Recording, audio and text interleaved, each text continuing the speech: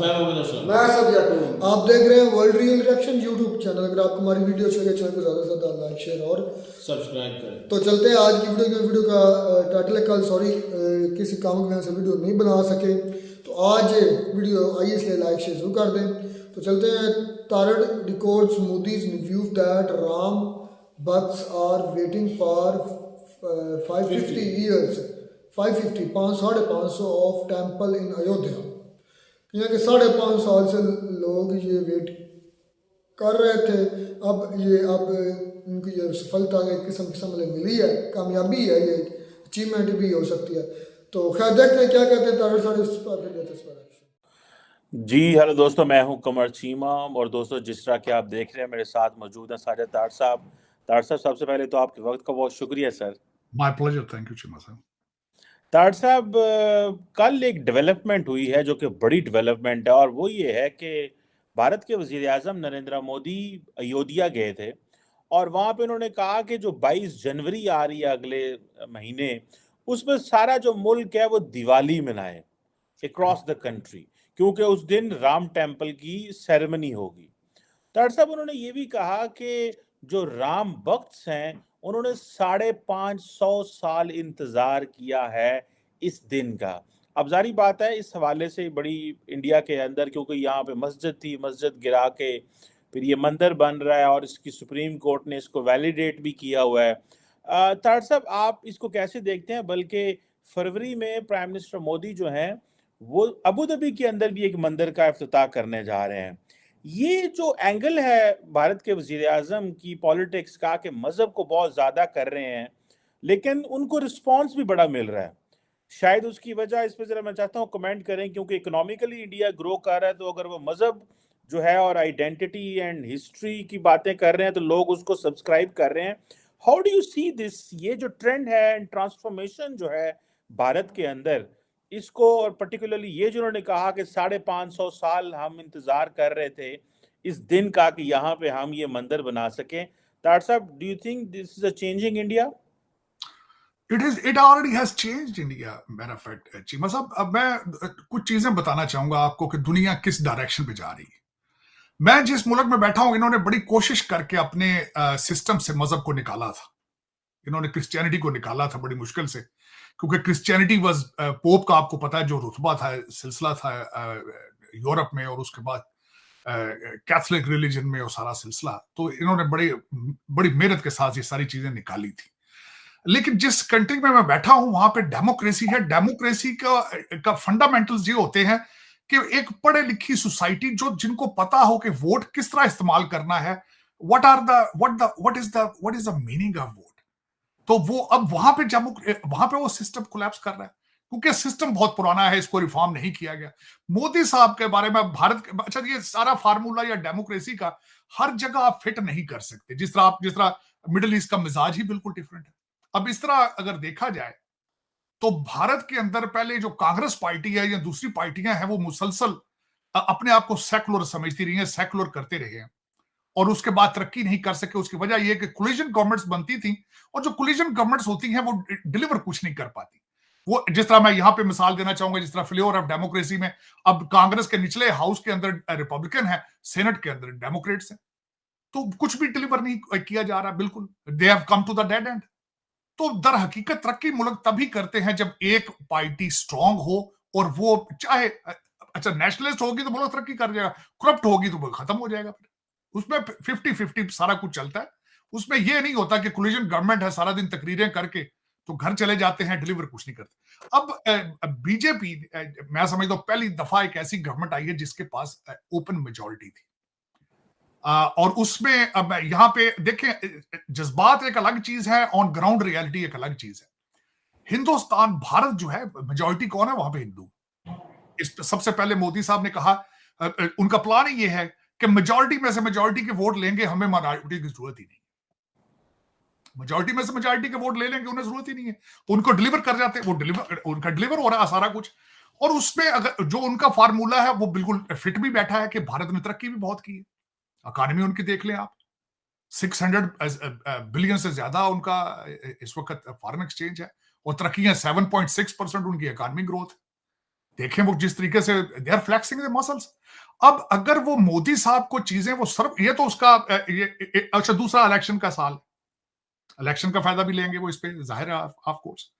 लेकिन उसमें अगर देखा जाए तो इसमें हमारे जो मुसलमान हैं वहां पे और दूसरे लोग हैं सारे इसको जज्बाती तौर पे ले जाते हैं, हालांकि जज्बाती नहीं होना चाहिए। ये हकीकत है कि इन्वेडर्स आए थे, उन्होंने कई मंदिरों के अंदर मसाजिद बनाई थी। ये कोई एक बाबरी मस्जिद का अकेले का मसला नहीं था, ये वहां पे क्योंकि वो थे और कन्वर्जन करते रहे बाई फोर्स, इसमें कोई शक नहीं है। आप हिस्टोरिकली कोई किताब पढ़ के देख ले आप, कन्वर्जन ज्यादातर जहां पे हुई है बाई फोर्स हुई है या लालच दे के हुई है, जो कुछ भी जमीनों की जिस तरह भी कन्वर्जन होती रही है। हमारे लोग उसमें जज्बाती बजाय के तारीख को पढ़ने के उसको सेंटी होकर उसको चीजों को देखते हैं। लेकिन अगर मोदी साहब को वो डिलीवर कर रहा है तो वो ultimately he is taking the benefit out of it.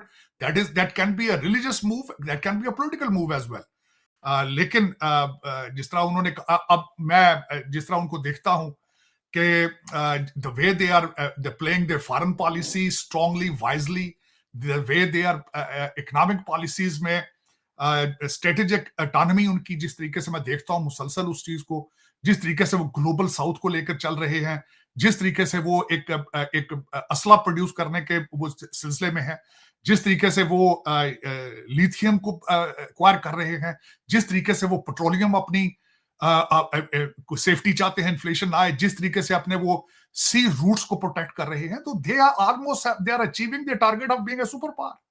America को सबसे बड़ा इशू इस वक्त ये है, बल्कि वेस्टर्न सिविलाइजेशन को सबसे बड़ा मसला ही उनका यही नजर आ रहा है कि उनकी इकोनॉमी इतनी तेजी से आगे जा रही है और वो आंखें भी दिखा रहे हैं साथ।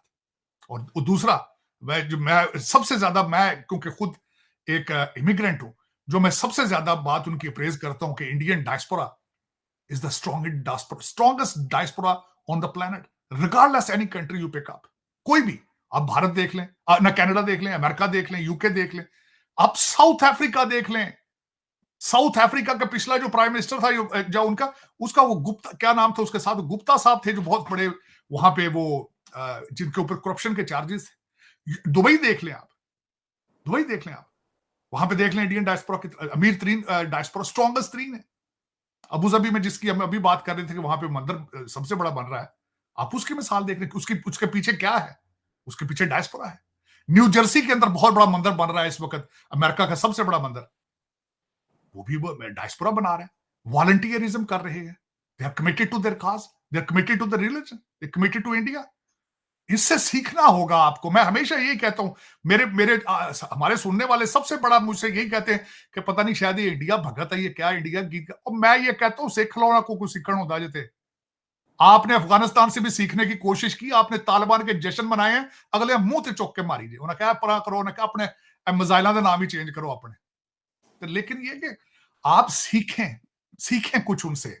आप एक ऐसा मजहब है, दुख के साथ ये कहता हूं, जिसका पहला लफ्ज इकरा है और सबसे ज्यादा अनपढ़ आप हैं, सबसे ज्यादा जाहिल आप हैं। आपका हर मौलवी जाहिल है जो आपको सब रोजाना जुमे के खुतबे लीड करता है, आपकी मस्जिदों में सारा दिन सियासी तकरीरें करता है। पूछा जाए तो वो दो लफ्ज ना उर्दू के जानता है ना इंग्लिश के जानता है। अरबी मुंशी फाजिल पढ़ के आ जाते हैं तो आलम सारे अरबी डॉक्टर साहब ने PhD अरबी च की। और यार को खुदा दा खौफ करो, तुसी को बचो, कोई तरक्की वाले पासे जाओ। मैं आज I'm shocked कि चीमा साहब किसी के मुंह से अभी तक मैंने दो लफ्ज नहीं सुने। आज मैं खास कर 2-4 दिन से, क्योंकि ये हमारे न्यू ईयर की छुट्टियां और मैं मुसलसल यहाँ पे कोशिश करता रहता हूँ, पढ़ता रहता हूँ अगले सालों के जो आगे लोग आर्टिफिशियल इंटेलिजेंस के बारे में पढ़ रहे हैं। और मैं देख रहा था कि इस वक्त मैंडेटोरी कर दिया है उन्होंने भारत की इंडियन इंस्टीट्यूट ऑफ टेक्नोलॉजी में आर्टिफिशियल इंटेलिजेंस और डाटा की कंप्यूटर डाटा की तालीम के बारे में। It's mandatory regardless what you want to become, you have to study artificial intelligence and how the computer data system works. लेकिन आप आज तक आपके किसी आज मैं बल्कि आगे चल के बात करूंगा, हमारे आर्मी चीफ साहब ने एक तकरीर फरमाई है, थोड़ा सा उन्होंने खींचा है लौंडे लपाड़ों को, लेकिन दूसरा माफियाज का जिक्र उन्होंने किया। लेकिन हाफिज साहब कब करेंगे वो? 2028 में करेंगे वो प्रोग्राम? आपको रात को चाहिए इन्फोर्स करें माफिया का। आप माफिया को हाथ डाल सकते हैं ये प्लाटा वाले, सारा मुल्क तो बैठ के टाउन बनाता है तुझ पढ़ के। लेकिन चीमा साहब उसमें बाबरी मस्जिद की बात कर रहे हैं, जो मुझे आप बाबरी मस्जिद की बात कर रहे हैं, इस वक्त अगर देखा जाए तो things are not looking good among both countries. India और पाकिस्तान के हवाले से भी अगर देखा जाए, मैं बात उसकी ये भी करना चाहूंगा कि एक तरफ तो हमारे नवाज शरीफ साहब जो मुस्तकबिल के वजीर आजम है, बार बार ये कह रहे हैं कि भारत से रिलेशनशिप ठीक करेंगे। जो करंट सिटिंग प्राइम मिनिस्टर है वो कहते हैं 300 जंगें करने के लिए तैयार हैं। आप इस सुबह उठ के एक सिग्नल भेजते हैं, शाम को दूसरा सिग्नल भेजते हैं, लेकिन एक खतरनाक बात जो आ रही है आपके रिलेशनशिप के अंदर कि उन्होंने हाफिज सईद साहब को मांगने के लिए एक प्रॉपर चैनल के जरिए आपको रिक्वेस्ट कर दी है, जिसका जवाब ज़हरा बलोच साहबा ने दिया है आपके फॉरेन मिनिस्ट्री ने, और वो सेटिस्फैक्टरी जवाब नहीं दे सकी। एक तो उन्होंने कहा ये क्या सराहियां हैं, दूसरा उन्होंने कहा है कि वो मांगा है उनके ऊपर मनी लॉन्ड्रिंग के चार्जेस हैं हाफिज सईद साहब के। लेकिन Indians are very smart, matter fact आपको सोचना होगा कि where you are heading as a Pakistan, जो कि एक फॉरेन पॉलिसी लेस कंट्री है, डॉलर बेस्ड पॉलिसीज हैं, लेकिन आपको सोचना होगा कि अब वो they have taken a very calculated move. they are taking a very, लेकिन हमारी तो डॉक्टर साहब उनसे ट्रीटी क्यों नहीं आ, वो तेरे हमें सियासी फायर मारे आया था। ट्रीटी नहीं है, नहीं, लेकिन फैटफ में ले जाने की ट्राई करेंगे वो आपको, दोबारा आपके ऊपर और चीजें करेंगे। और दूसरा देखिए, इसको आप एक नजर से नहीं देखना, इसकी टाइमिंग बड़ी अजीब सी है। टाइमिंग ये है कि आपके आर्मी चीफ साहब अमेरिका गए हैं और डॉक्टर जयशंकर साहब रशिया गए हैं। उनके रिलेशनशिप के अंदर थोड़ी सी रिफ्ट आई है, जो ये मैं उस तनाजर से देख रहा हूं सारी चीजें। और आगे जो पहले एक दफा हमने शायद जिक्र किया था कि ब्रिक्स के अंदर पाकिस्तान की मेंबरशिप है, वो भी आपको भूल जानी पड़ेगी। उसकी वजह यह है कि the alliance, the BRICS is Russia और चाइना का अलायंस है वहां पे। और जो आपने 2 हफ्ते का यहां ट्रिप किया है दर हकीकत, और मैं बताना चाहूंगा खासकर कि ब्रिक्स क्या है। ब्रिक्स एंटी अमेरिका है। ब्रिक्स क्या जा रहा है बनाने, आईएमएफ का तोड़ निकालने के लिए जा रहा है। तो आप या आईएमएफ से पैसे लेंगे या फिर ब्रिक्स की मेंबरशिप लेंगे। तो ये चीजें उस तनाजर से मैं देख रहा हूं कि ये जो हाफिज सईद साहब का बाज़ाब्ता तौर पे उन्होंने मांगा है is very calculated move. You have to come up with some kind of a legit answer on it, otherwise इसकी टाइमिंग जो है वो इतनी आसान नहीं है। मेरा जिस तरह हम ले रहे हैं कि हमारे बाज़ाब्ता, मैं कौन सा कह रहा हूं कि आपने दे देना है उनको, हाफिज साहब को आपने नहीं देना। ज़हरा बलोच साहब ने जो जवाब दिया, देना कोई नहीं है, लेकिन आपको बाहर इंटरनेशनल कम्युनिटी में गदा करेंगे आपको, और चीजें आपके ऊपर लग सकती हैं, चीजें जा सकती हैं। वो तो ऑलरेडी उनके ऊपर ताड़ साहब केसेस हैं, वो जेल में है, he is facing the charges. नहीं, वो जेल गुलबर्ग में या किसी बैरिया टाउन की किसी कोठी के अंदर अगर जेल है उनकी कोई 2 कनाल की, तो उसमें ही है वो। जेल तो जेल होती है ना चीमा साहब, जो वो देखा नहीं हमारे मुर्शिद साहब रो पड़े अगले दिन अदालत में पहुंच के। जेल तो इस तरह की होती है। नहीं ताड़ साहब, बच्चा जो तला सईद जो है वो अगला आपका मिनिस्टर होना है किसी कैबिनेट में। नहीं, आपकी बात सही है, हाई प्रोफाइल टारगेट है, ध्यान रखना पैदा है। ताड़ साहब, आपने मुर्शिद का नाम लिया है, वो सुना है कोई आर्टिकल आ गया अमेरिका में, वॉल स्ट्रीट जर्नल में, उन्होंने कहा इसके बंदे के पास तो प्लान ही कोई नहीं है, तो गल ही कोई नहीं। ताड़ साहब, ये तो कहा जाता है कि उनके बारे में कहा जा रहा है इमरान खान की कि इसके पास 2/3 भी मेजॉरिटी आ जाए तो ये मुल्क नहीं चला सकता। ये बात तारड़ साहब, आपने तो बड़ा गहरी अंडरस्टैंडिंग है, और आपकी, हम तारड़ साहब आपके बेसिकली मुरीदों में से हैं जो आपकी वो बातें मानते हैं, जो आपने इमरान खान के बारे में बहुत सारी बातें की हुई, और कुछ तो और जिन्होंने ना लोहे ते लकीर है कि बिल्कुल सही कही है आपने, ये वाकई नहीं चला सकता। अब तो वॉल स्ट्रीट जर्नल ने भी कह दिया। चीमा साहब धूमे हैं जिन्होंने ये आर्टिकल लिखा है, बड़ा खूबसूरत आर्टिकल लिखा है उन्होंने। मैं वॉल स्ट्रीट इंस्टीट्यूशन का बहुत बड़ा फैन हूं। उनके आर्टिकल की जो हेडिंग थी वो ये थी कि Imran Khan come back would be Pakistan setback. नीचे उन्होंने 3 चीजें उसकी लिखी। उन्होंने कहा, एक तो उन्होंने कहा ये एंटी आर्मी है, एंटी एस्टेब्लिशमेंट है और ये उसके खिलाफ जाएगा। दूसरा उन्होंने कहा कि अमेरिका इस पे ट्रस्ट नहीं कर सकता, अमेरिका के खिलाफ है क्योंकि इसने अमेरिका के खिलाफ जो सेंटीमेंट है लोगों के वो इसने इस्तेमाल किए हैं। तीसरा उन्होंने कहा कि कश्मीर के बारे में ये अजीब अजीब किस्म के नारे मारता है, ये अजीब अजीब किस्म की बातें करता है। और मजीद उन्होंने आगे चल के कहा है कि Pakistan can not afford, because आज तक की डेट में पाकिस्तान का सबसे बड़ा ट्रेड पार्टनर इज यूएस। तीसरी उन्होंने बात की है कि, और अगली उन्होंने बात की है कि लेफ्ट विंग इकोनॉमिक्स फार्मूलेज हैं इसके पास, और उन्होंने कहा इट्स नॉट ट्रस्टवर्दी। अब उस पर मैं एग्री करूंगा धूमे साहब से। धूमे साहब ने जो लिखा है, मेरा सिर्फ आप लोगों से सिर्फ 2 क्वेश्चन करूंगा, तो उसका अगर कोई जवाब दे दे तो मैं विड्रॉ कर लूंगा। एक खातून कहे कि तुम मुझसे शादी करो, 5 बच्चों की मां, तुमसे मुझसे शादी करो और तुम प्राइम मिनिस्टर बन जाओगे, ये उनके रेज़्यूमे पे पहला लिखा गया एक बात। दूसरा बुजदार साहब हैं, और तीसरा सर पे बाल्टी पहन के सारा दिन कहते थे जी ये जी मैं जा रहे थे अदालतों में निकल रहे होते सर पे बाल्टी पहन। तो आप कह सकते हैं। तीसरा, अपनी एक बच्ची अबैंडन कर रखी है इंग्लैंड के अंदर, उसको आज कॉल तक नहीं करते, उसको देखते खर्चा देना तो बहुत दूर की बात। That person can, is that person reliable? अपनी बच्ची का जो सका नहीं है वो मुल्क को क्या देगा भाई? अपने बच्चों को खर्चा नहीं दे सकता, वो आपको क्या देगा? वो आज की उनकी जो टैक्स रिटर्न में उन्होंने बताया 30 करोड़ रुपए का 35 करोड़ उनकी आमदन बढ़ चुकी है। गाड़ी ओन नहीं करते, अभी भी बकरियां उनकी टैक्स रिटर्न के अंदर है। बकरियां बनी गाला का लिखा है उन्होंने जी कि वो मुझे गिफ्ट में मिला है। और मेरा मकसद है कि एक अजीब सी सूरत हाल है। लेकिन पाकिस्तान, जैसे मैं कल परसों किसी की बात सुन रहा था, उसने कहा what are the Pakistan future, और ये इलेक्शन क्या है? उन्होंने कहा ये कोई अच्छा चॉइस है ही नहीं इलेक्शन में।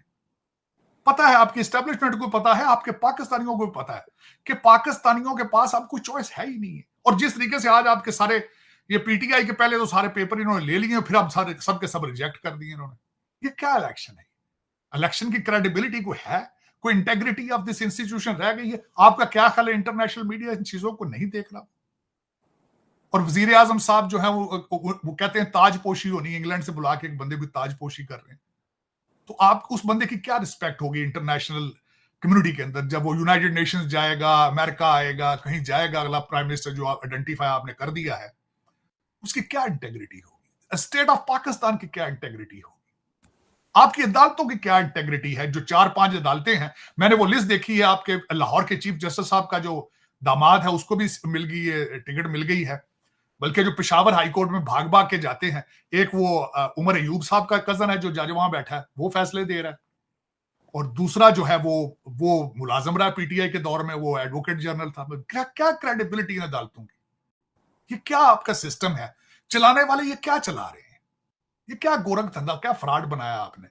और आप समझते हैं कि ये सारा चल रहा है, चलता रहेगा इस तरह? You look very poor in the eyes of international community. You have no credibility. You cannot be trustworthy to begin with. सिर्फ और सिर्फ अमेरिका आपको लिफ्ट करा रहा है 2-4 चीजों की वजह से। आपको उन्होंने पूछा पहले पिछले दिनों में जब वो लवी डबी थे, मैं आज बल्कि बताना चाहूंगा आपका कि 2023 के शुरू में यूएस इंडिया रिलेशनशिप क्या थे जब मोदी साहब का दौरा था, आपको मुंह लगाता था। इमरान खान को आज तक कॉल गई है जो बाइडन की, चीखता रहा, वो तरस कर, वो तो मिनता, और पीरनी ने 200 बकरा उथे कुर्बान कर दिता सी कि बाइडन की कॉल आ जाए। की कॉल उसने आज आपके सारे अब क्यों है? उसकी वजूहात है इंडिया से डिसअपॉइंटेड थोड़े, सबसे बड़ी वजह ये। दूसरा, शायद वो इंडिया को थोड़ा सा चेक भी करना चाहते हैं कि यार ये हमने सारे अंडे एक बास्केट में डाले हैं, क्या हो रहा है ये सारा कुछ। तो उसमें आप फिर मस्त हो जाते हैं, थोड़े से डॉलर वो दिखाते हैं तो आप मस्त हो जाते हैं उसमें। लेकिन आपका सबसे बड़ा मसला आपकी इकोनॉमी है, जिसके बारे में किसी के पास कोई सोल्यूशन नहीं। दुख वाली बात।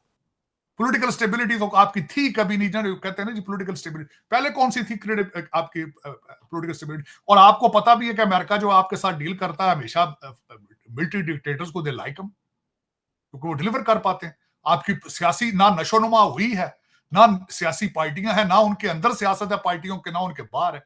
अब देखें दूसरे सब के रिजेक्ट हो गए। मरियम साहब की जो 3 जगह उन्होंने अप्लाई किया, तीनों जगह से एप्लीकेशन उनकी एक्सेप्ट होगी, दूसरे सब की रिजेक्ट हो। तो आपका क्या ख्याल है अगर वॉशिंगटन डीसी में लोग जो बैठे हैं तो वो नाक में रोटियां डाल रहे हैं? आपकी एम्बेसी जो आपको पता है, जो पाकिस्तान में यूएस एम्बेसी है, is the one of the biggest embassy, CIA का सबसे बड़ा हेडक्वार्टर इस रीजन में वहां है। आपका क्या समझते हैं कि वो सारे पकौड़े लग गए तड़न होते? वो सारे ਤੁਹਾਡੀਆਂ अखबार ट्रांसलेट कर करके तो भेज रहे थे, फाइलें बन रही हैं, ਤੁਹਾਡੀਆਂ फाइलें बनी हैं अगे ऑलरेडी। लेकिन ये कि वो चीमा साहब चीजें काफी प्रोग्रेस कर रही हैं उस रीजन के अंदर भी। और खासकर आज एक और खबर भी बड़ी अजीब से आई है, जो आज सुबह में, क्योंकि न्यू ईयर की छुट्टियों की वजह से तो मैं ज्यादा फोकस कर रहा था चीजों पे, कि एक नई खबर जो आपके देखने वालों को कि इजराइल इज आस्किंग, वहां के जो सियासतदान है, खासकर वो नफ्ताली बेनेट, उन्होंने ट्वीट भी किया है और उनके बारे में उन्होंने वॉल स्ट्रीट के एक आर्टिकल में भी उन्होंने बयान दिया है कि we expect US to attack Iran directly. और दूसरा साथ उनको सपोर्ट अब यहाँ के सियासतदान कर रहे हैं, रिपब्लिकन लिंडसे ग्रैम है, उन्होंने कहा है कि और खासकर जो नफ्ताली बेनेट है, उन्होंने कहा है कि Iran is a octopus of terrorism. क्योंकि उन्होंने उसकी जो प्रैक्टिस है उनके बारे में बात की है। तो ये नई बातें आ रही हैं सामने। और दूसरा, बल्कि मैं बड़े तफसील से बल्कि मैं बताना भी चाहूंगा कि आर्टिफिशियल इंटेलिजेंस को किस तरीके से इजराइल की वार में इस्तेमाल किया जा रहा है वहां पे, और लोगों के ऊपर तजर्बात किए जा रहे हैं, जिंदा सिविलियंस के ऊपर, और दोबारा तैयार किए जा रहे हैं सिस्टम जो कल को इजराइल बेचेगा आप जैसे मुल्कों को, जो वहां पे वो एक्सरसाइज कर रहे हैं कि किस तरह से टारगेट किए जाते हैं, how the artificial intelligence create the targets, किस तरीके से face recognition, voice recognition cell फोनों से, किस तरीके से इस मदद से आर्टिफिशियल इंटेलिजेंस जो है टारगेट तैयार करती है। 300 से 350 टारगेट तैयार किया जाता है और उस पर अटैक किया जाता है, जिसमें मेजॉरिटी सिविलियन, ज़ाहिर है 23,000 करीब लोग मारे जा चुके हैं। उनमें मेजॉरिटी 40% तो बल्कि बच्चे हैं, मेरे ख्याल में 70% आप उनमें सिविलियन होंगे, 80%। और हालात ये हैं कि आप 1.9 बिलियन मुसलमान लाचार, परेशान, जलीलो ख्वार, अपने मुल्कों में भी जलीलो ख्वार, जो बाहर बैठे वहां भी जलीलो ख्वार। जिस तरह किसी ने कहा था, उसने कहा था दुनिया में जलील हो रहे हैं मुसलमान होने की वजह से, आखिरत में जलील होंगे कि अच्छे मुसलमान नहीं थे। थल्ले भी जुतियां थे, उत्ते भी जुतियां। फिर ये मेरा ख्याल this is our fate is Cheema sahab. लेकिन उस पे अगला मैं जो बताना चाहूंगा कि यहाँ पे इकोनॉमिस्ट ने कुछ फोरकास्ट, वो फोरकास्ट बताएं प्लीज। फोरकास्ट उन्होंने की कि 5 चीजें एक्सपेक्ट करनी चाहिए जो हो रही हैं 2024 में। वेरी इंटरेस्टिंग, उन्होंने एक आर्टिकल लिखा है, 5 चीजें प्रेडिक्ट उन्होंने की। उन्होंने कहा दुनिया में बड़े बड़े मुल्कों के अंदर इलेक्शन हो रहे हैं, ये फैक्ट है। उन्होंने कहा कि one of the oldest economy US, यहां भी election. One of the largest economy India, वहां भी इलेक्शन। उसके बाद उन्होंने कहा कि यूक्रेन सबसे smallest democracy which is under threat, Taiwan. मैंने पाकिस्तान तो वैसे ही उसमें ऐड कर दिया, हालांकि पाकिस्तान में इलेक्शन तो नहीं हो रहे, वहां तो वैसे ही सिलेक्शन हो रही है। लेकिन दुनिया के अंदर बड़े बड़े मुल्कों के अंदर इलेक्शन हो रहे हैं। एक तो ये 2024 का उन्होंने कहा। दूसरी उन्होंने सबसे बड़ी बात की कि उन्होंने कहा कि किस तरीके से ड्रोन जो है अगली फेज में जाएगा। ड्रोन अगली फेज से मुराद ये है कि ड्रोन आगे टैक्सियां शुरू होंगी विदाउट ड्राइवर, और उसमें कुछ कंपनियां हैं, एक वोलोकॉप्टर एक कंपनी है, वो बनाएगी, उसको उड़ाएगी। बल्कि कई जगहों के ऊपर इस वक्त अमेरिका के अंदर भी ये तजर्बात हो रहे हैं कि रोबोट डिलीवर कर रही है। वर्जीनिया में भी कर रहे हैं, और कई जगहों पे मैंने देखा है कि रोबोट जो है वो फूड और पैकेजेस डिलीवर कर रहे हैं ऑलरेडी। और ये, लेकिन ये अगले लेवल पर जाएगी। एक कंपनी पिवटल है, वो अपनी गाड़ियां बनाएंगी, आपको गाड़ियां बेचेगी जो उड़ेंगी गाड़ियां, और उसकी कीमत $1,90,000 होगी। ये 2024 में आगे जाएगा। तीसरा, उन्होंने कहा कि आर्टिफिशियल इंटेलिजेंस के बारे में रूल्स और रेगुलेशंस जो है उनको थोड़ा एस्टेब्लिश करने की कोशिश की जाएगी, क्योंकि इस वक्त भी ये आर्टिफिशियल इंटेलिजेंस कई कंपनियां इस्तेमाल कर रही हैं, कई ममालिक इसको इस्तेमाल कर रहे हैं और गलत कर रहे हैं। आर्टिफिशियल इंटेलिजेंस ने इतना शॉक वेव पहले ही दे दिया है कि 30,000 गूगल के एम्प्लॉइज जो है उनको फायर कर दिया जाए। 1,70,000 उनके टोटल 1,70,000 टोटल मुलाजिम है। 30,000 को आर्टिफिशियल इंटेलिजेंस की वजह से they will lose their jobs. उससे चौथा पॉइंट उन्होंने उसमें लिखा है कि माहौलियात के बारे में, कि किस तरीके से रिन्यूएबल एनर्जी है उसको प्रमोट किया जाएगा, और किस तरीके से जो हमारे पेट्रोलियम प्रोडक्ट, और बिलखसूस उन्होंने उसमें आर्टिकल में लिखा है कि पैकेजिंग जो है वो प्रोडक्ट की स्मार्ट पैकेजिंग की जाएगी जो रिसाइकलेबल हो सके। तो माहौलियात के ऊपर दुनिया जो है वो काफी इस वक्त परेशान है। जो 5वीं चीज जो सबसे ज्यादा इंटरेस्टिंग उन्होंने लिखी है कि ब्रिक्स को एक्सपेंड किया जाएगा, और होता नजर आ रहा है क्योंकि रशिया और China they both want to counter American influence. तो उसका सबसे बड़ा इंपैक्ट होगा वो चीमा साहब IMF को होगा, क्योंकि वो अपना बैंकिंग सिस्टम एस्टेब्लिश करना चाहते हैं। वो समझते हैं कि IMF जो है वो डेवलपिंग कंट्रीज को मैनिपुलेट करता है पैसे देकर, तो उसका तोड़ निकालेगा। दूसरी एक सबसे उसके आखिर में जो था वो बड़ी इंटरेस्टिंग बात थी, मैं परेशान उसको देख के। उन्होंने कहा कि ऑलरेडी अमेरिकन इन्फ्लुएंस पहले ही कमजोर हो चुका है। यूक्रेन की बातें टर्की में हो रही हैं और गाजा की बातें कतर में हो रही हैं, अमेरिका में नहीं हो रही। तो ये उन्होंने आखिर में लिखा है। चीमा साहब, उसके बाद आखिर में मैं ये खास कर कहना चाहूंगा, एक बड़ी इंटरेस्टिंग चीज जो मैंने देखी कल, वो ये थी कि न्यू ईयर आने वाला है। न्यू ईयर के ऊपर आपने तो पाबंदी लगा दी है। जो आपके इवेंट हो रहे थे, काकड़ साहब ने कहा कि चलो, लेकिन पहले भी कौन सा किसी के पास पैसा है। आपके वही लोग न्यू ईयर पाकिस्तान मना रहे हैं जिनकी इनकम डॉलर्स और पाउंड में है, रुपयों में तो न्यू ईयर मनाया नहीं जा सकता। लेकिन उसके बाद जो इंटरेस्टिंग बात ये थी कि दुनिया के अंदर न्यू ईयर मुख्तलिफ डेटों में है। भारत के अंदर 9 मुख्तलिफ किस्म के न्यू ईयर मनाए जाते हैं डेट्स के लिहाज से। उसके बाद इथियोपिया का न्यू ईयर जो है उसका अपना है, एक सिस्टम है। चाइना का चाइनीज न्यू ईयर उनका अपना है, इस्लामिक अलग है। और उसमें मैं खासकर जो चीजें कुछ बताना चाहता हूं कि कहते हैं कि न्यू ईयर के ऊपर लोगों की क्या पसंदीदा चीजें हैं, उसके बारे में मुझे इत्फाक हुआ है कि भारत के अंदर लोग दिए जलाते हैं, लैंप्स के बारे में उनकी चीजें। उसके बाद जो स्पेनिश लोग हैं वो ग्रेप्स खाते हैं। और दूसरा उसके बाद जो ब्राजीलियन है वो लेंटल खाना पसंद करते हैं न्यू ईयर पे। और उसके बाद साउथ अमेरिकन कुछ ऐसे ममालिक हैं जहां पे गुड लक समझा जाता है, खाली टैची केसेस, खाली सूट केस को लेकर निकलें तो उससे वो गुड लक होती है न्यू ईयर की। ये मैं चीजें कुछ आपके देखने वालों के साथ शेयर करना चाह रहा था।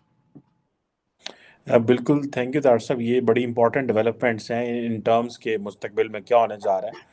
इस वक्त तमाम जो ममालिक हैं वो और लीडरशिप जो है वो इस इनफैक्ट प्रिडिक्ट कर रहे हैं कि हमारा मुस्तकबिल किस तरह का होने जा रहा है।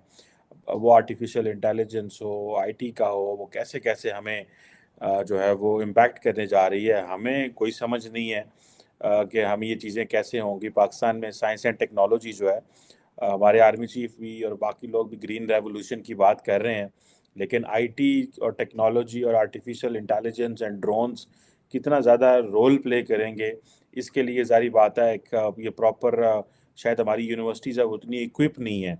और टेक्नोलॉजी तार साहब पाकिस्तान में इतनी एक्सपेंसिव है क्योंकि यहाँ टेक्नोलॉजी बनती नहीं है, इंपोर्ट करनी पड़ती है और लोकली हम मैन्युफैक्चर नहीं कर सकते। तो हम जारी बात है वो नतायज नहीं ले सके अपनी फसलों से जिस तरह हमें नतायज लेने चाहिए। हमारे साथ मिडल ईस्ट है तार साहब, बल्कि तार साहब ये जो I2U2 की डील हुई थी पहली, तो उसमें अमारातीज़ ने और इजरायली ने इंडिया के अंदर हैदराबाद और गुजरात में अरबों डॉलर लगा रहे हैं ताकि वहाँ पे चीज़ें उगाएं। और ये साथ मिडल ईस्ट है तार साहब, सारा कुछ वहाँ से ऑस्ट्रेलिया और कहाँ कहाँ से आता है। हम तो उनको भी नहीं भेज सकते, हमारी ज़मीनें जो हैं वो बंजर पड़ी हुई हैं। तो आई विश कि हम भी वो ग्रीन रेवोल्यूशन और टेक्नोलॉजी का इस्तेमाल कर सकें और अपनी जो है वो ज़मीनों को बेहतर कर सकें ताकि हम भी अपनी भी रोटी पूरी कर सकें। और हमारी सारी तार साहब स्मगलिंग हो जाती अफगानिस्तान, और ਤੁਸੀਂ बार-बार आंदे हो खोतियां ते फिरदे ने, साडा आटा भी ले जाते हैं। हमारी यूरिया तार साहब, हमारे किसान रो रहे हैं, यूरिया अफगानिस्तान चली जाती है। हम यहाँ चीमा ग्रीन साहब, रेवोल्यूशन की बातें कर रहे हैं तार साहब। चीमा साहब, मैं बल्कि दुख है, मैं दुख से कहता हूं ये बात को, मैं खुश नहीं हूं इस बात पे कि आपके सारे अफसरान जो हैं वो सारे अमेरिकन और ब्रिटिश एजुकेटेड हैं। हमारे जो पठान भाई हैं वो खोतों पे और मोटरसाइकिलों पर हैं, लेकिन किस खूबसूरती के साथ डॉलर उन्होंने सक किया है। देखें, वो कोयला लेकर आते थे यहाँ पाकिस्तान में, वो कहते थे कि हमने पेमेंट जो है वो रुपयों में नहीं लेनी, डॉलरों में लेनी। ये मेरे जो ब्यूरोक्रेट आप भेजते हैं यहाँ पे, ये इनको हार्वर्ड और इनको ऑक्सफोर्ड नहीं सिखा सका। उन खोतियां बैठे हैं सीख लिया कि कोड़े लेके जाने Pakistan, in return will not take rupees. और दूसरा मैं एक और बात बताना चाहूंगा, मैंने बिलखसूस इसके बारे में पढ़ा है। हमारे हाफिज साहब ने, आर्मी चीफ साहब ने इसके बारे में भी सिर्फ एक बयान ही दिया था, रोक नहीं सके स्मगलिंग को, रोक नहीं सके स्मगलिंग को। आप बल्कि आपकी स्टेट प्रमोट करती है स्मगलिंग को। उसकी वजह यह है कि अगर ट्रेड, क्योंकि इसमें पैसा बहुत है। हमारे मिलिट्री चीफ साहब को पता है कि बॉर्डरों के ऊपर हमारी जो एस्टेब्लिशमेंट के लोग लगते हैं वो कितने अमीर होकर निकलते हैं वहां से। मैं आज एक आर्टिकल पढ़ के पाकिस्तान के मल्टीनेशनल कंपनीज के बारे में आपको बताना चाहूंगा कि वो पाकिस्तान में फेल क्यों होती है। उसकी वजह यह है कि जो मल्टीनेशनल कंपनीज है वो एक ऑर्गेनाइज सिस्टम लेकर पाकिस्तान जाती हैं, वो पूरा टैक्स देती हैं, हर चीज रैकेट पे होती है, लेकिन उनका जो कंपेटिटर होता है वो सारा काम कैश में करता है, अंडर द टेबल करता है, और वो हर चीज सस्ती दे सकता है। इसीलिए हर दूसरे साल कोई ना कोई मल्टीनेशनल कंपनी वहां से फरार हो जाती है। लेकिन पता है आपको, उसकी वजह यह है आपको चलाने वाले सारे बड़े उस्तरे ने, ये बल्कि ऐसे उस्तरे हैं दोनों तरफ, एक चाकू ये दोवां पासों कटते हैं, ये सज्जे जाते हैं तां भी कटते जाते हैं, खब्बे जाते हैं तां भी कटते जाते हैं, क्योंकि सारे ऑक्सफोर्ड दे ते हार्वर्ड दे पढ़े ते बोलते अंग्रेजियां ने। IMF नूं इन्हां दा स्वाद आ गया है। ये पता है हाफिज साहब को, सब पता है। मैं, हाफिज साहब ने आज भी नारा लगाया है कि मैं माफियाज को पकड़ूंगा, खुदा दा ना जे छेती पकड़ लो अगर हो सकता है। अगर तुहाडा भी 10 साल का प्रोग्राम है तो पाकिस्तानी जे बचना 10 साल और।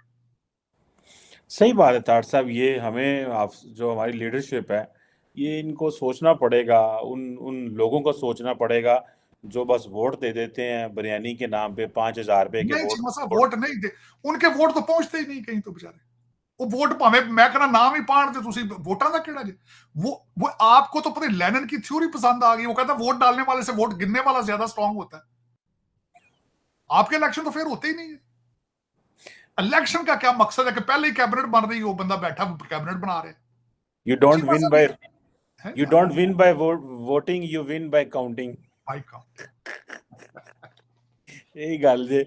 और मैं क्या वोट पान वाला, उन्हें किसी दोस्त ने हमारे कहा था, उसने कहा वोट पान वाले नहीं, जेड़ा गिनदा है ना वो जितदा है।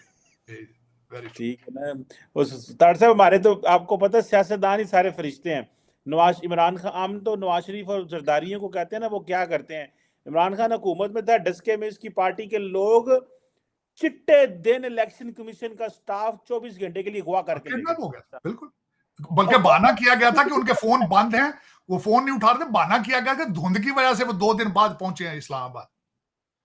और ये मुर्शद है ना, ये अय्या कनाबदू अय्या कनस्ताइन है, ये रियासत मदीना का ठेकेदार है। ये चीमा साहब आज दुनिया चीख रही है बड़ी खूबसूरती के साथ, और मुर्शद पाके उनको किसी पुलिस वाले ने कुछ भी नहीं कहा, कहते मेरे दिल ते मुक्का मारिया इन्हें, कहना मैनू हस्पताल नहीं लै गए। तो राणा सनाउला ਜਿਹੜਾ ਫੜਕਣ ਲੱਗਾ ਸੀ ਉਹ, ਤੇ ਦੂਜਾ ਜਿਹੜਾ ਬੀਬੀ ਨੂੰ ਤੁਸੀਂ ਤੰਦੂਰ ਵਾਲੇ ਨਾਲ ਦੇ ਕਮਰੇ 'ਚ ਡੱਕ ਛੜਿਆ ਸੀ, ਉਹਦੇ ਬਾਥਰੂਮ 'ਚ ਕੈਮਰੇ ਲਾਤੇ ਸਨ, ਉਹ ਤੁਹਾਨੂੰ ਭੁੱਲ ਗਈਆਂ ਸਾਰੀਆਂ ਚੀਜ਼ਾਂ।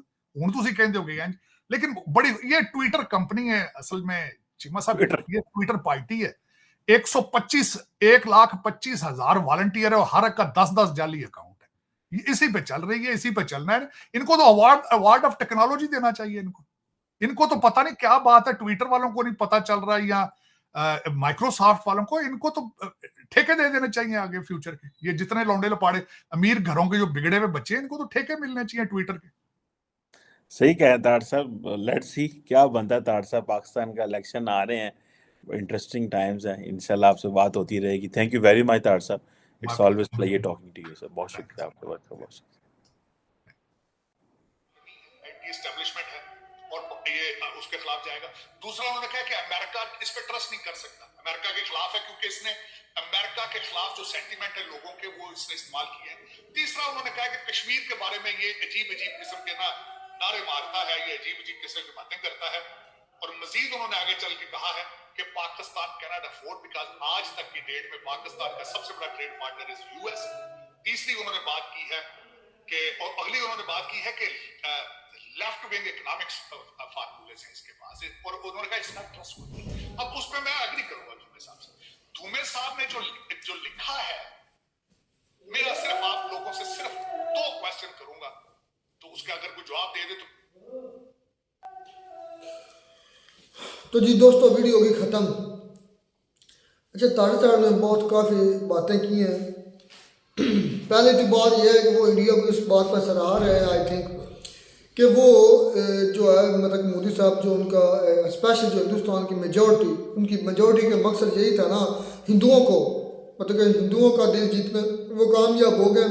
और वो उनका ये मानना है, मोदी साहब का ये मानना है, तारिक साहब जिस तरह कह रहे थे, मोदी साहब का मानना है कि मेजॉरिटी में मेजॉरिटी ले जाओ, मुझे मिनॉरिटी की फिक्र नहीं है।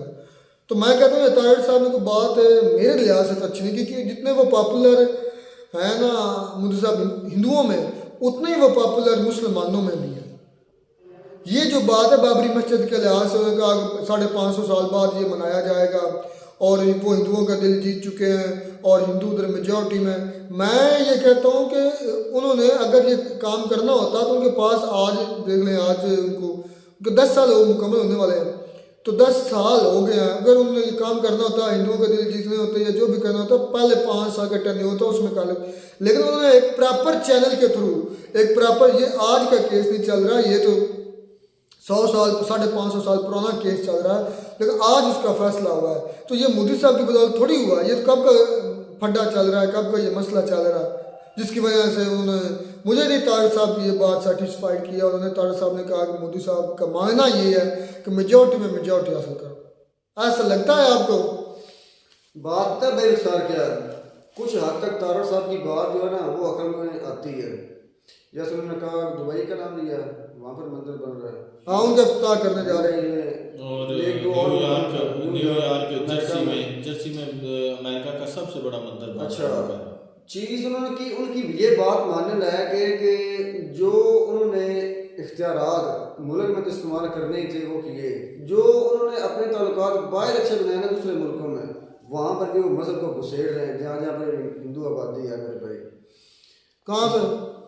अभी ये नाम तो मैंने आपको बताए हैं, 2-3 मुल्कों अच्छा। में जहाँ पर मंदिर बन रहे हैं। अच्छा, हमें मसला नहीं है बाहर जहाँ मंदिर बने जो मर्जी बने, ठीक है, कोई ऐसी बात नहीं है। देखिए जब मुसलमानों की मेजोरिटी थी, वो लोग इक़्तिदार में थे या वो लोग पावर में थे, ये तो कहे ना कि उन्हें जोर ज़बरदस्ती मुसलमान बनाया गया, तो ये बात मानने में नहीं आती मेरे भाई। आप जंगें हार सकते हैं, आप बार बार लड़ सकते हैं, लेकिन कोई भी अपना मज़हब ज़बरदस्ती नहीं छोड़ता मेरे भाई। हाँ, आपको अपने मज़हब से प्यार होगा तो आप उस मज़हब के हिसाब से शहीद हो जाएंगे, लेकिन आप कहेंगे कि हम मज़हब नहीं छोड़ेंगे। हाँ, कोई आपको अपने हुस्न सलूक से इतना मुतासर कर दे और अपने उस नए दीन से या जो भी उसका मज़हब है उससे आप मुतासर होकर छोड़ें, तो उसे मेरे भाई ज़बरदस्ती नहीं कहते, उसके खलूस से आप ज़बरदस्ती नहीं कह सकते। नहीं, ये जो काम कर रहे हैं अयोध्या मंदिर का या उसका इफ्तिताह 22 तारीख को है, PM मोदी साहब करेंगे, बल्कि पूरी पाकिस्तान के हिंदुस्तान से क्या दुनिया से दूसरे लोगों मुल्कों से भी लोग इकट्ठा होंगे। तो आपको क्या लगता है ये जो मंदिर बना है मस्जिद पर, या मस्जिद पहले थी मंदिर पर, ये वाला जो इशू ये साल इस तरह किया, ये सही तरीके से किया? देखिए भाई, लोग कहते हैं कि इंडिया वाले लोगों ने ना दरमियानी रास्ता निकाला। ये बहुत आम हमारे अक्सर जो है ना यूट्यूब चैनल्स पर ये बात की जाती है। मैं ये बात कहता हूँ मेरे भाई, मस्जिद मंदिर को तोड़ना ये तो हमारी रीत है मुसलमानों की, जहाँ भी हम गए हैं हमने ये तोड़े हैं। समझ में आई मेरी बात? ये हमारी तो रीत है, हम तो तोड़ते ही हैं। ये आपकी रीत कब से शुरू हो गई कि आवाम को भड़काएं और मस्जिदों को तोड़ना शुरू कर दें? उन्होंने सवाल पहले भी नहीं, उन्होंने कहा तोड़ा, उन्होंने तो प्रॉपर चल के थ्रू गए हैं। पहले वहां पे अगर तो मंदिर था, नहीं तो भाई, उन्होंने मंदिर को गिरा के वहां पे मस्जिद बनाई है, तो फिर मुसलमानों ने ठीक नहीं किया यार। ठीक है, अगर वहां पे मंदिर नहीं था, पहले मस्जिद थी, तो मस्जिद उन्होंने शहीद करके अगर वहां पे आप मंदिर बना रहे हैं तो फिर हिंदुओं ने गलत किया था। अच्छा मेरी बात, मैं यही कहूँ, मैं इसका फर्क बताता हूँ भाई। असलम जो मंदिर तोड़ा गया वो वक्त की हुकूमत ने तोड़ा। समझ में आई मेरी बात? जो मंदिर तोड़ा गया वो वक्त की हुकूमत ने लेकिन तोड़ा। गलत किया ना उन्होंने भाई। किसी मेरी बात तो सुनो यार, हाँ। ये लोग बहुत चालाक हैं, हिंदुस्तानी हैं। अच्छा, कैसे? मैं तुम्हें बताता हूँ, मैंने यही बात की। हुकूमत ने तोड़ा, इल्ज़ाम लग गया मुस्लिम हुकूमत पर। ये इन्होंने अवाम से करवाया, हुकूमत ने नहीं तोड़ा, ये इन्होंने अवाम से करवाया ताकि हमारा लेकिन नाम सुनने में आया कि तारीख में हमारा नाम ना हो कि हिंदुस्तानी ने कोर्ट ने मंजूरी दी है इस बात की भाई। वो 550 साल हो गए हैं। वो तो जब टूट गई खत्म हो गई तब मंजूरी हो गई ना। वो तो केस चलता रहा, उन्होंने अवाम को भड़काया तो अवाम ने तोड़ दी मस्जिद। लेकिन वो क्योंकि अवाम का कोई केस नहीं होता असलम भाई। आप दुनिया किस हिस्से में चले जाए, अवाम का कोई केस नहीं होता। ये बहुत सयाने लोग हैं, ये हमसे बहुत आगे हैं मेरे भाई। नहीं, वो सारे तड़ साहब ये भी कह रहे थे, फिर उन्होंने इमरान खान की भी बात की, उसमें USA और आर्मी चीफ की भी बात की। वो उन्होंने बिल्कुल सही बात की। इमरान खान साहब के जो एजेंडे है ना, वो कभी मुल्क के अभी तो हुक्मरान नहीं बनेंगे। अभी अगर बन भी गए तो वो चला नहीं सकते। यहाँ पर कौन सा हुकूमत चलती है? यहाँ पर सबको पता है कि अमेरिका की जो पुष्ट पनाही में है वो आर्मी वाले हैं, और आर्मी वाले हुकूमत चलाते हैं मेरे भाई। जो आगे होता है वो तो एक कठपुतली होती है, जैसे वो नचाते हैं वो नाचता है मेरे भाई। तो सबसे पहला एजेंडा उनका ये है ना कि आर्मी को अपनी जगह पर होना चाहिए, जो करप्ट लोग हैं उन्हें जेलों में होना चाहिए, उनका हिसाब होना चाहिए। जो हमारा मुल्क है उस पर किसी की हुक्मरानी नहीं होनी चाहिए, हम किसी की बात ना माने।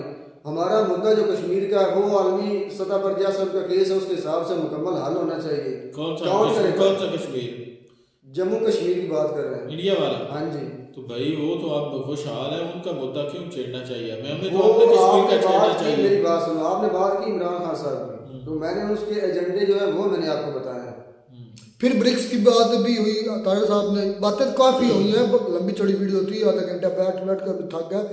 अच्छा, तारिक साहब ने ब्रिक्स की बात की कि पाकिस्तान को वेलकम किया था रशिया ने, वो एक पिक भी उन्होंने अपना जो है ऑफिशियल जो उनका चैनल है, जो भी ऑफिशियल चैनल के थ्रू उन्होंने एक पिक भी जाहिर की, जहाँ सारे सुपरमैन है और पाकिस्तान को वेलकम किया जा रहा है। स्पेशली रशिया की तरफ से। लेकिन इसके बरक्स हमारे आर्मी चीफ जाकर बैठे हैं घुटनों में, पाँव में अमेरिका के। मुर्शिद को सलाम करेंगे, अगर वहां से इजाजत होगी तो वो जाएंगे,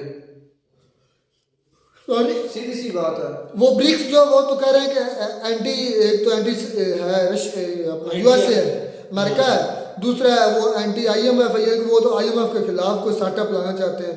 तो पाकिस्तान ने क्या तय करना है, पाकिस्तान ये उधर रशिया की तरफ जाना है, इंडिया तो पहले ही दोनों के साथ चल रहा है। इंडिया की यही तो सबसे बड़ी मुझे अदा पसंद है कि वो रशिया के साथ भी चल रहा है, अमेरिका के साथ भी चल रहा है, चाइना के साथ भी चल रहा है, नॉर्थ कोरिया के साथ भी चल रहा है। अपनी है, किसी की नहीं मानता। भाई आप एक पॉइंट मिस कर रहे हैं भाई रुखसार, आपकी इसी बात से ना इस सवाल से मुझे एक और भाई तारड़ का सवाल याद आया।